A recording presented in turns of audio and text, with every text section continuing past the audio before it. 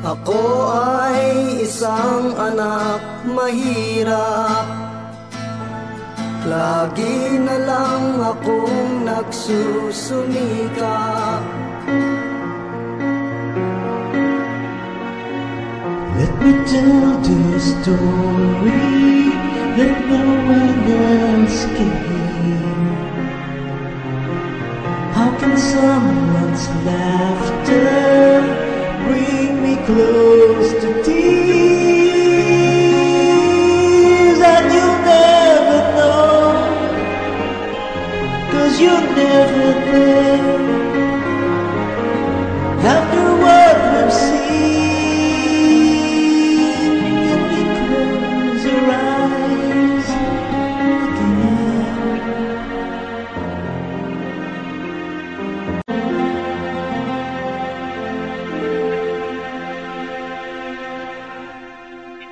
And the story begins again.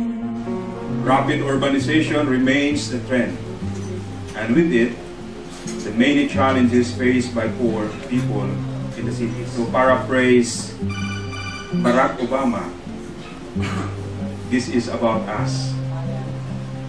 As we gather to sort through the complexity of urban poverty and try to lay down the foundations for collaboration for community-driven development, let us integrate our stories of hopes, dreams, and triumphs.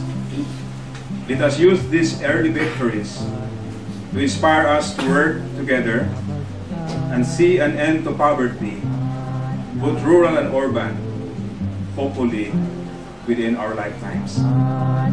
Sa Kalahi Seeds, simple lang ang equation ng poverty.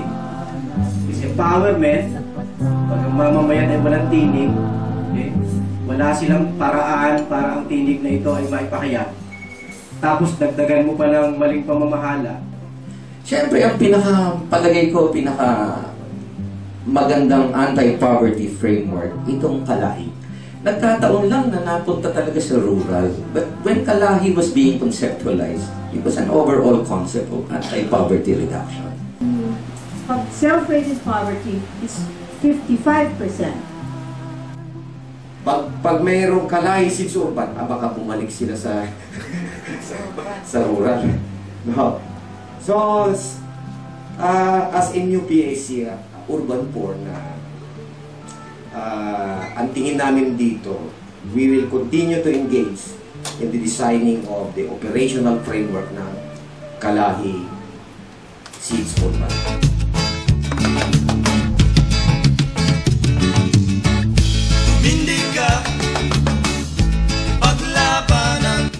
Sana dito sa urban, magkaroon ng pagkakataon na hindi na, baka pwedeng mag-direct na magbigay ng proposals ang mga POs to Kalahi Seeds projects. Ang proyekto po bang ibibigay nyo ay puro infrastructure lang?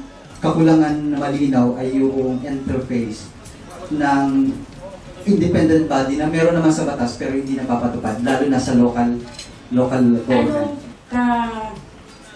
Kaseryoso yung Kalahi Seeds para gawin ito? Yung Kalahi, ito na nga yung tanong ng tiwala eh. Lagi nyo kami tinatanong, talaga bang seryoso? Talaga bang mapapatupad?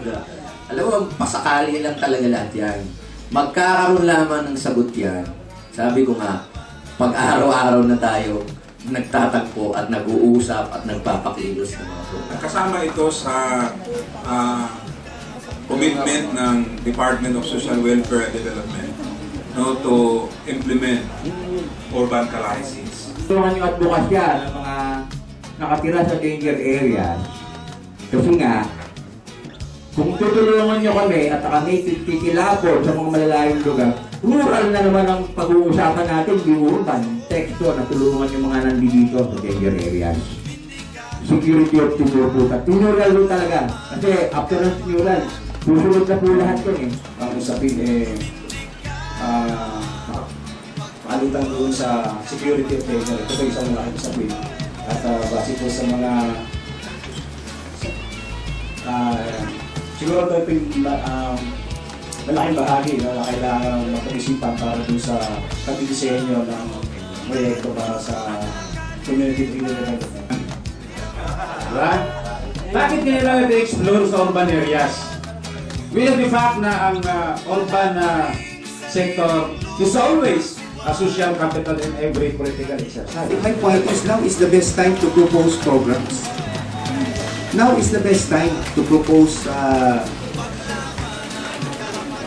pro-poor program because this is when the politicians, this is when they need the poor people. That is, and then the only reason why we want to reduce poverty, that some like Jing for love of God and country, but for most politicians, it's the votes. You take the initiative. If you take the initiative, it's so easy for them to sign it. Why? Because they are distracted and they want our votes. Why is there so much poverty in this land?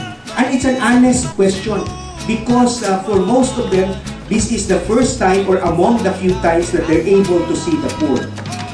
So now is the best time to propose programs. But make it a very simple proposal that requires their signature and it shows them that this is what the people want. You tribute endangered areas unless they come up with a relocation site which is accessible to livelihood, which is very difficult. But in the meantime, until we can find relocation sites close to livelihood, which is expensive and so on and so forth, then I think we should allow them to stay. And that reasoning of we shouldn't give them services and so on and so forth because we will only encourage them is already an obsolete concept. Even in the States, they used to think that if we give education, healthcare, and so on to these TNTs, to these illegal immigrants, we would only encourage them. So there was a time that they stopped it. But then the Americans, they have realized that whether they give health services, education, or so on to the illegal immigrants, they will keep on coming. We might as well give them health care, give them education, and then we build a stronger America.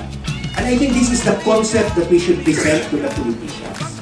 That it is more dangerous, it is not fair for them, it is certainly altruistic, it is hypocritical for them to kick the people out living in danger areas. And in fact, they should give them services, right? Because if they're already staying in danger areas, they deserve more services than people who are not staying in danger areas. Thank you.